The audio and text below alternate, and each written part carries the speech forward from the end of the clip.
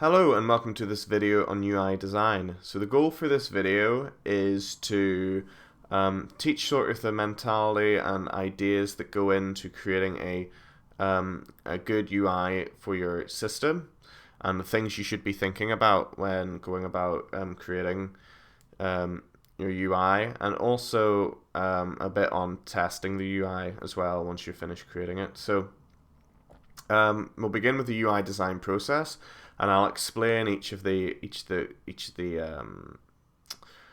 terms in bold later on. But this is the sort of overview of the design process you should follow for creating the UI. So you want to define a set of representative user types, and then you want to identify those user types as goals in the system, their use cases, and then assume some user model or mentality based on how you think each user will expect to accomplish each activity or goal within your system. And then you design the UI based on that model, and you can use a variety of techniques to achieve that. And then you implement a prototype and then test each use case, and then with each user type and iterate, continually improving, and then you can just keep refining and retrofitting and things until your UI is the best thing ever. So we'll keep going. We can see that we've got user types. So user types are stakeholders, and they're often referred to as stakeholders, and are often application specific. So it will be very much based on your program, what your customer is, or who's doing what in your program. But here are a few examples. You've got here a few examples would be if you're making a hospital system, you would need doctors, nurses, patients, etc. So those would be stakeholders, and then you would need to categorize them by skill. So you've got, now these are only 3 example skill categories. You could have more than this, but for example, you could have techies who enjoy figuring things out, experienced users who think they know how everything will work, and then naive users who are often too timid to explore the interface. And often you can there is a big dichotomy between those that have grown up with the internet, grown up with computers, and those who haven't.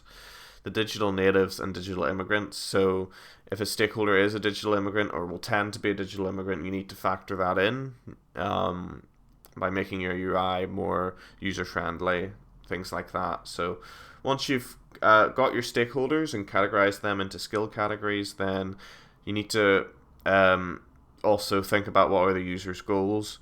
So these are the 2 main questions you want to ask yourself once you've defined your stakeholder.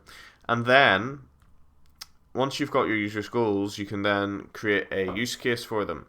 So a use case describes a typical user activity from start to end, and ideally, as you can see in point 1 there, you can see definition of the user's goal.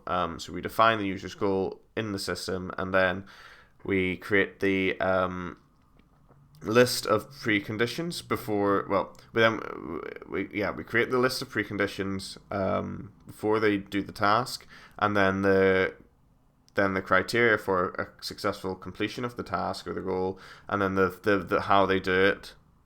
So in step 4 there, and then any alternatives. So those preconditions could be something like there needs to be this amount of data in a database or in a table, or that table needs to be present, or for the criteria for successful completion will definitely depend on the goal of the user. So if let's say it's create a Word document, so you could say that the successful successful completion criteria is a Word document file is made in this specific directory. And then the main steps in the activity flow, so how they go about doing that, what buttons do they press, what options do they tick, etc. And then any extensions or alternatives to that use case. So let's say the user wants to create a PDF document instead. Well, that's quite similar to creating a Word document.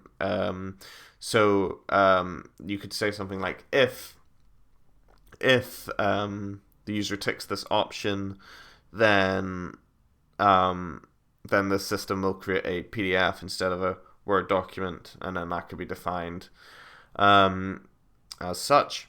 So then we'll go to an example, and this is an example sort of use case. So, and sort of where you need to be thinking about your stakeholders.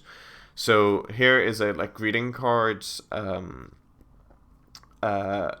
creating a piece of software that creates greeting cards or cards in general. So these are all the functions, these 5 functions here. Create a new blank card, select a style, add and edit text, add a graphic, and then print it or send it to somebody. So here's the UI, and you can see that it's just a big grey box with some menu options in it. So an experienced user would have no problem with this. File, new card. For example, you could click file, then new card, etc.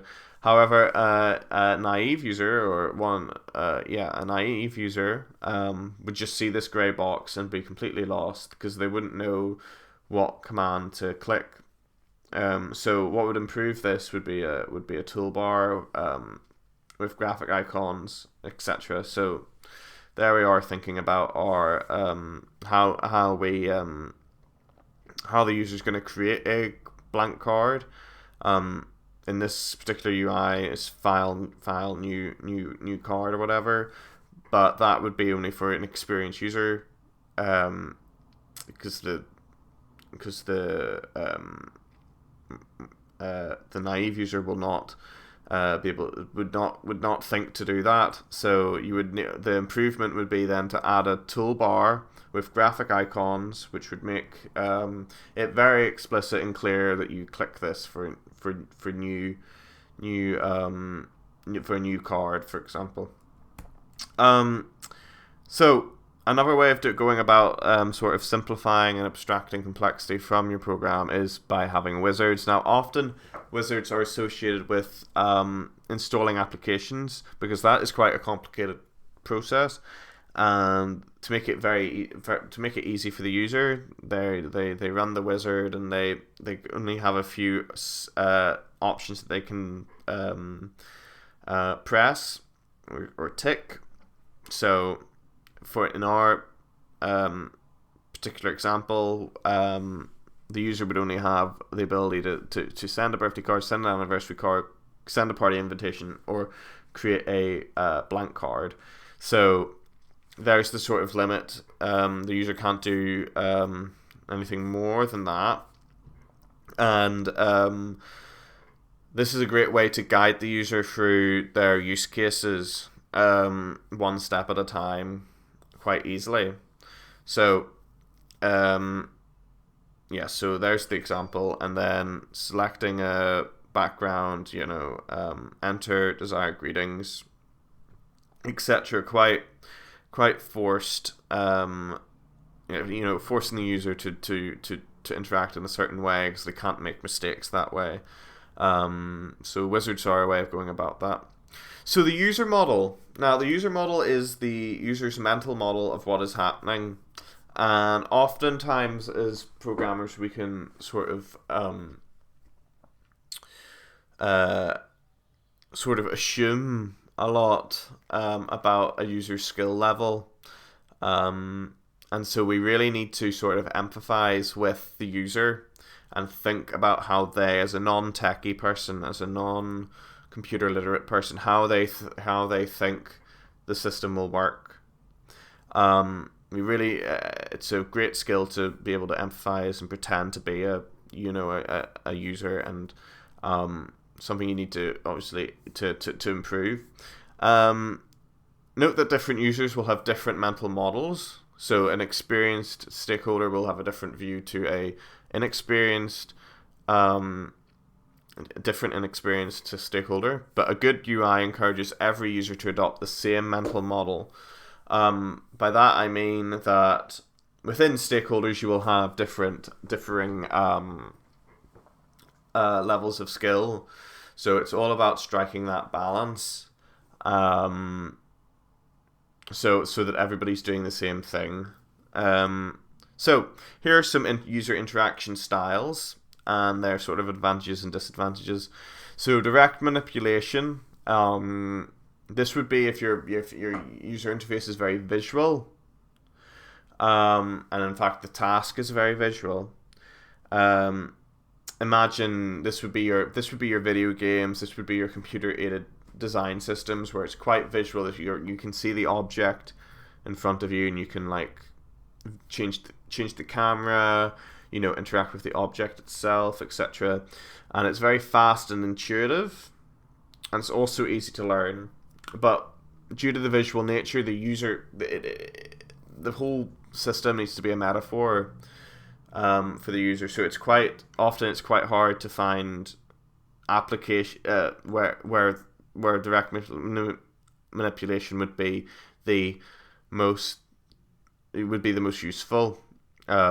Like you wouldn't have a stock system be directly manipulated, for example, as there's just too much data and it's not very visual in terms of being a metaphor for anything. So it's quite niche is what I'm trying to convey there as its main disadvantage, but it is great because it's easy to learn and very fast.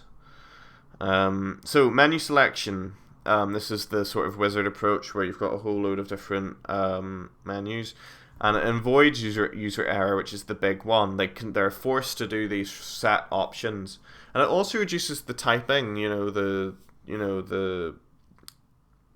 amount of typing the user has to do, but it is often slow for experienced users. You wouldn't want to make an experienced user have to go through every single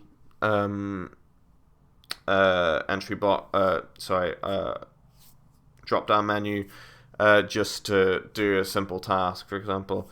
And as the program grows and the menus keep you keep adding menus, this sort of becomes a sort of tree or a sort of branching path thing, and it can be quite complex to maintain that. So you've got to keep that in mind. Don't have too many menus that follow menus, for example. And this approach is great for most systems. Form fill-ins. This is your free entry. And it's simple data. Yeah, this is free entry, so it's simple and it's easy to learn, but it does take up a lot of screen space. And by that I mean you have to say, for example, if you wanted to get the user to input their first name, you'd say first name, colon, and then the entry box. And depending on how big you want that, it can be quite big. It can be quite big and can take up a sizable amount of screen space there. So do bear that in mind. And you can if you're entering a name and the user can have a typo in that. So do be aware. And so stock control, personal banking would be places where you would see that sort of form filling in style. Command language. So operating systems use this, and of course operating systems are systems, and so have a UI or a GUI that you can use. But this command language would be your command line interface systems. And command line language is powerful and flexible.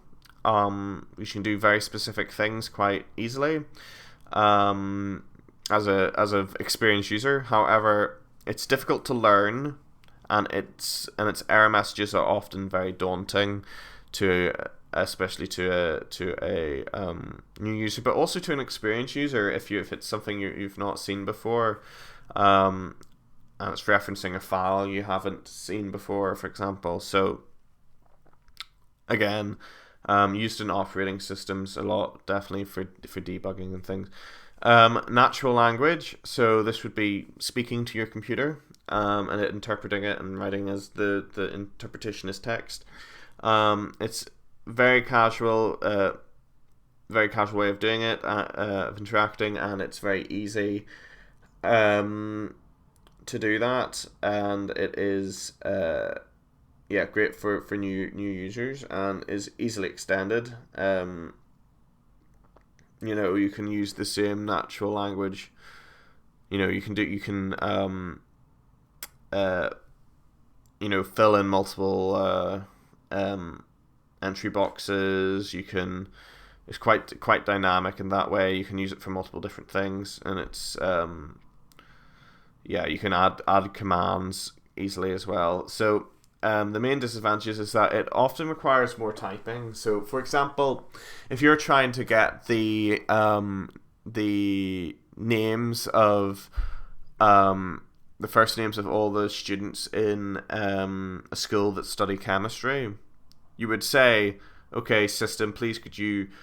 If you were doing natural language, you would say, "Okay, system, could you please find all of the students' first names which are studying chemistry this year," for example. So that's quite a long sentence and quite a wordy sentence. You would need a good interpreter. You would need to be able to have a good natural language processor to parse that. So, and it's all quite long, as you heard there. And again, that's probably me trying to syntactically do that, but anyway, you understand that it's longer than saying simply select first name from students where I don't know, subject equals chemistry. So yeah, and then the system can be unreliable. So the voice interpretation, as I said before, there isn't the most. It's not fluid yet. It's not without error, so you can expect some errors with it. But so an application would be Googling. You could say, you can just say your query into Google, and it will carry that out. So yeah. Now on to information presentation. So all interactive systems need a way of presenting information to the user. It is a good design practice to keep the presentation separate from the information itself. So for example, if I'm a new user and I just want to see one student's attendance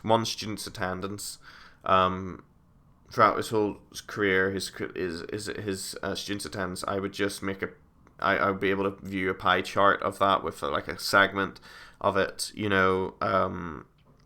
with him being present, late, and then not present, for example. But if I was a more experienced user, I may want more granularity when it comes to that sort of system. So I would have maybe a bar chart with each semester or term along the x-axis, and then have 3 bars in each of those segments with late, present, or didn't come in, not present, I guess, in my bar chart. So we'd be getting more granularity with that approach. And what I'm trying to convey here is that you want to ensure that you don't limit yourself to just one form of visualization, and account for experienced users desiring more granularity, and don't keep the presentation have the presentation inform the information. So don't make your database designed for one form of presentation. Have the data inform the presentation, but again, have multiple different forms of presentation to account for different user needs, for different skill levels. So now we're on to color, which is a big debate. It's quite subjective, but it is a important thing to get right. So almost all interactive systems today support color displays, and so GUIs should make careful use of color. So color's great as it can simply be a tool to provide highlighting for a particular word or data or something like that, and it may improve the GUI by helping the user understand the data presented and by managing its complexity. Again, color is a good abstractor, so if there's something complicated, maybe color coding it will be useful. But you can misuse color. The result and if you do misuse color, it will result in a GUI that is visually unattractive, and may often lead to mistakes by the user if you don't enforce your color coding correctly. So the general rule for GUI designers is to be conservative in the use of color in displays. Conservative is the key word here. The two most common errors many designers make with their GUIs is to associate meaning with a particular color and by using too many colors. And by associating meaning with a particular color, I mean that to account for color blindness. So around 1 in 12 men and 1 in 200 women are colorblind, and so they can easily misinterpret the color. And often also, if specific shades of red can sometimes look like orange to one person and red to another person, so do be mindful of that. And also, the user confusion is caused by colors being used inconsistently. Here's a very for example, if you've used red for all your error messages, but also red for your success messages, for example, that's a very extreme example, but you can see that if that would definitely confuse the user. And also, if too many colors are used, or the colors are too bright, often that can be visually fatiguing to the user, and can, in some cases, some cases make them physically sick. So it is very important. Color is definitely a very, very important thing. You do not want your users being physically sick when using your UI. So here are some tips for managing color. So limit the number of colors used and be conservative in how they're used. Don't use more than 4 or 5 colors. 4 or 5 separate colors in a window, so in a frame or in a particular thing, because again, too many colors, too stimulating, too bright, for example, makes it visually fatiguing. And no more than 7 colors in the system, roughly. That's sort of the rule I stick to. But again, it's not a hard and fast rule, and again, it's flexible. It depends. It very much depends on the system you're trying to build, but roughly no more than 7 in a system, because if you have too many, then it does become visually fatiguing, and also you lose that cohesion if you're building it like for a company, and they have these specific brand colors that they want in it. Then if you have too many, then you lose that cohesion of the brand, for example. And then colors should be used selectively and consistently. And again, here you can Google online, and you can see different color palettes, complementary colors that work well together. There's an example of them there. So I would maybe choose one of these, because these colors work well with each other, and yeah. So the next sort of guideline is use color change to show a change in the system status. So that might you may think that contradicts having color having meaning, but I'm talking about the change of color, because a colorblind person will detect that. So for example, in the stock market example I have there, you can see that it goes from green if it's gaining value, or red if it's losing value. And that color change is quite apparent. So change of color is useful. Not just the color inherently itself. If you're changing colors, it also does mean something. So yes, onto color coding. So color coding again might contradict the ascribing meaning to color, but you can do it, because again, each color is coded to something. So if somebody's interpreting that as a different color, it doesn't matter, because the colors are different enough. And again, in that example, you can see that each color is very different from each other. It's not like a different shade of blue, purple, green, yellow, orange. The differences are quite stark.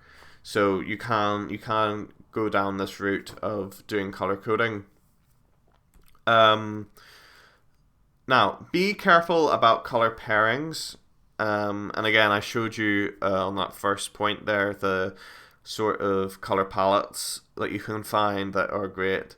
But also be aware of this weird effect called chromostereopsis, which is caused by red combined with blue on a white or black background. Can lead to this effect, and it's because of the physiology of the eye, due to the wavelengths of red and blue light hitting our cones in our eye. Means that people cannot focus on red and blue together. So here's an example. And again, people will have different, because we're all human, but people will have different variations of this. They will have it to a different effect. But you can see that it's hard to focus on both the red and the blue. Your eye will tend to focus on just one of the elements.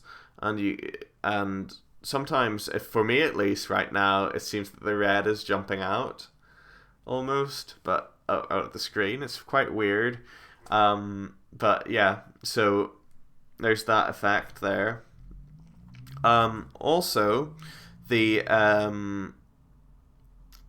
color coding, yeah. So again, back to color coding, it should be thoughtful and consistent. So if you're using red for all your error messages, then all other error messages should follow that. And you should try and reduce. You shouldn't use red again unless for error messages. So you shouldn't use red for cancel, for example, or something like that. So therefore, if a user sees red, they may interpret it as an error message. So just be aware of that. And also be aware of users' inherent assumptions about color. So green means go, red means stop, things like that. Do be aware of that. And then that brings me neatly on to error messages. So error messages in your user interface should be polite, concise, consistent, constructive, and appropriate to the user's skill level. And they're here to help the user. They're not here to hinder or demean. So here are some factors, and the description by what I mean by them. So yes, for the context, the user's guidance system should be aware of what the user is doing, and as a result, should adjust the output message to the current context. So yeah, so if the user names a file incorrectly, a PDF file, for example, then it should say PDF file name invalid instead of file name invalid.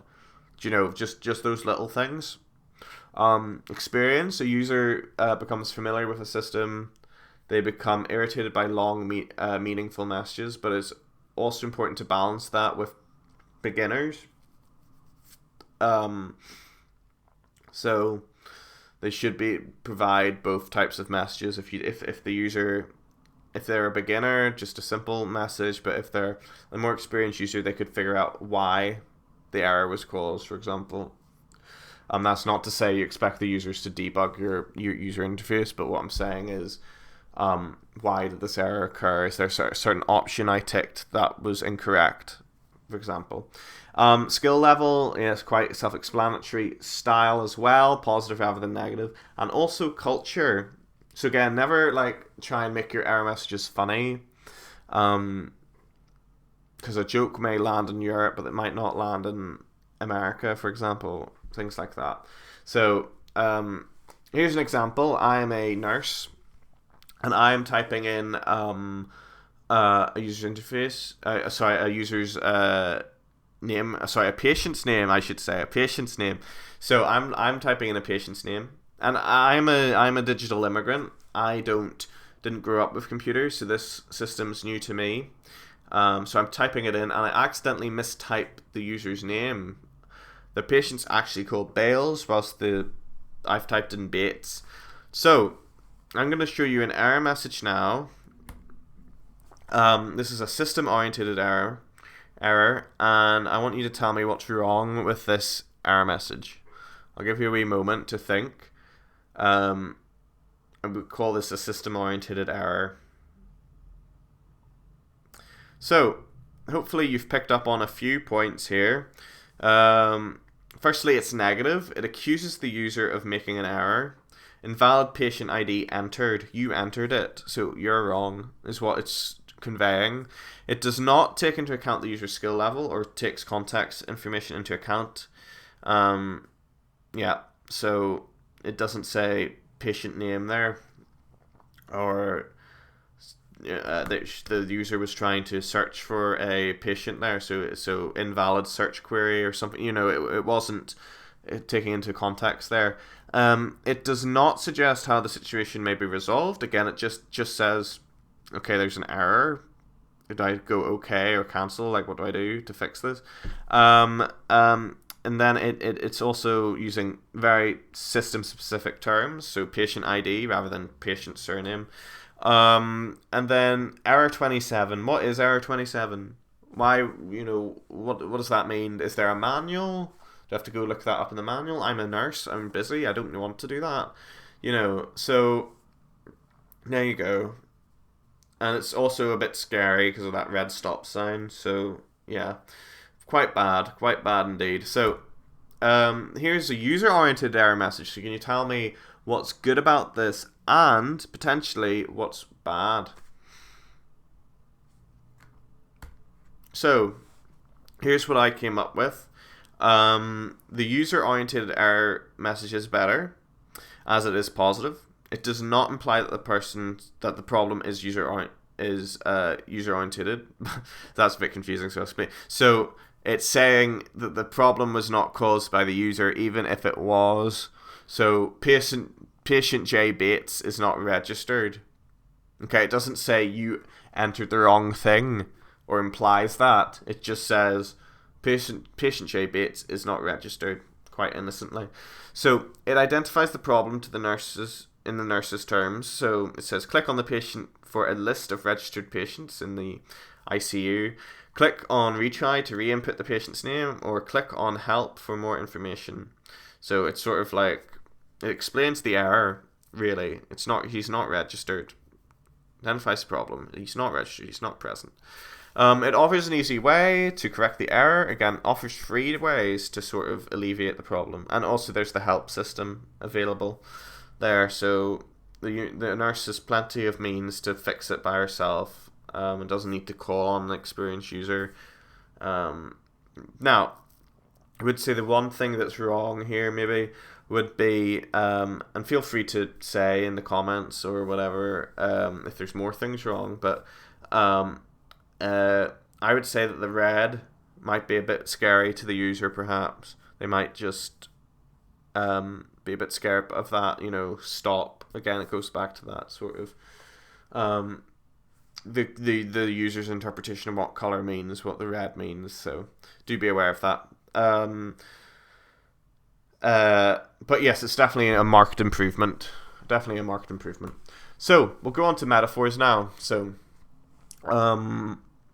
metaphors are great. They are great because they abstract complexity away and help new users understand complex things. So the ubiquitous desktop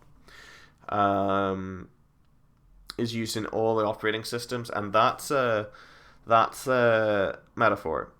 Because it's not really a desktop; it's just a place where your files, your most used files, should be, where you'd like easy access to them. But it's your desktop, and a good metaphor should be extendable.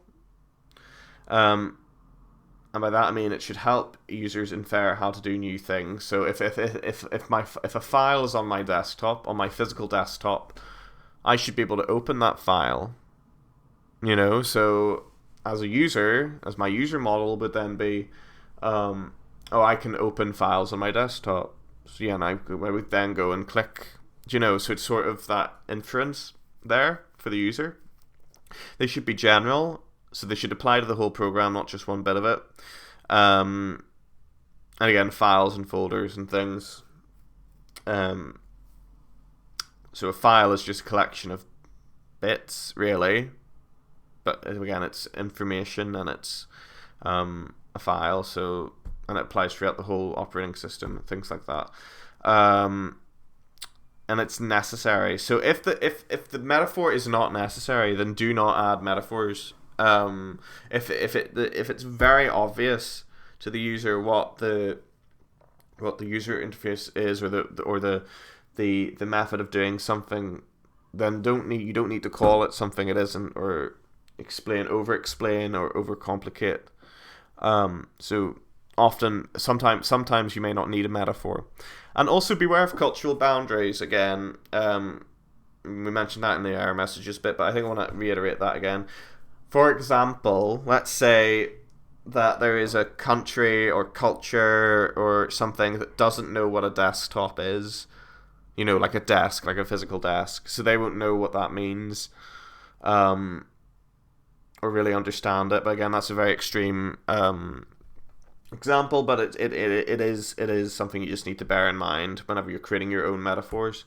Here's more examples of metaphors. So you can see that we've got a video player there on the left there, and you can see it's got a play button, a stop button, a fast forward, etc. And a user will understand what this is. Why? Because it's using the same symbols that are found on the user's remote control remote DVD player at home. The play means play, the square means stop, the triangle means play, the fast forward is two plays, is two triangles, etc. The sound is a speaker, so this ties in a bit with icons and things, making them explicit and things, so that's a good metaphor. Now over here we've got an email icon. And you can see that's a mailbox, but it's a little problematic, isn't it? Because, at least for us here in the UK, our mailboxes don't look like that. We have red letterboxes. So we don't have, and we have slits in our doors that we can put our mail through. So we don't have those sort of American style mailboxes. So the designer didn't think about the cultural implication of that. And again, there's an example of it, that the cultures are different in America and the UK. So just bear that in mind. A better icon would probably be maybe like a letter, because a letter is quite common. For example, so there's some examples of metaphors. Finally, on to UI testing. So I did say I'd mention this. So we've got interface evaluation. So remember we made those user stories, use cases. Sorry, we've got our use cases.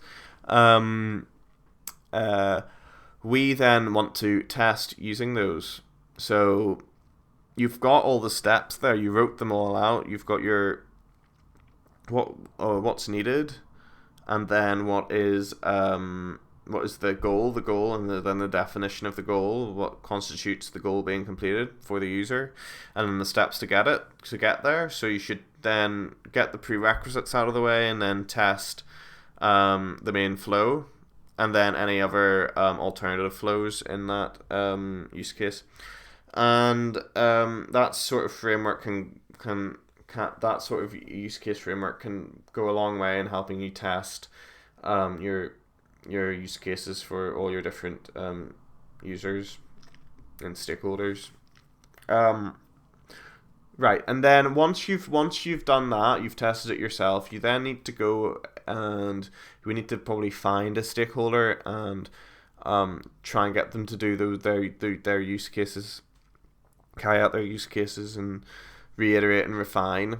And here are some things that you should be looking out for. You should be looking out for learnability, time taken to learn, speed of operation, robustness, which is the tolerance to user error, recoverability, how well it recovers from an error, and adaptability can be used in different ways. And ideally, you would want to have stats or numbers or make it quantifiable. So, for example, for robustness, you could have errors per hour, for example, hour of use. For learnability, again, time taken to learn could simply just be that, how long it takes to learn. The speed of operation, how long it takes to do each user story. Use case, keep mixing it up, use case. Speed of operation. So again, want to make that quantifiable, and then you could then extrapolate from that and keep refining. So, just going to end with some key points. So the key ingredient to a successful UI is to ensure that the user adopts a mental model which is consistent with the underlying program model.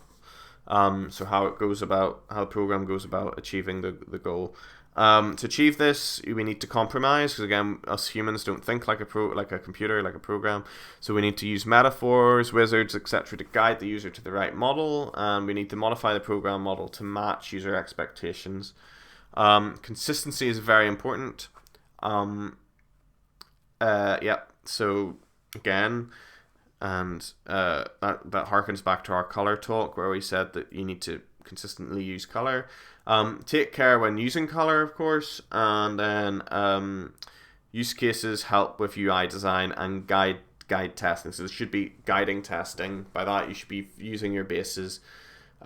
Use the use cases as a basis for your testing. So you could do like test plans based on your use cases, etc. But yes, that's my my video on UI.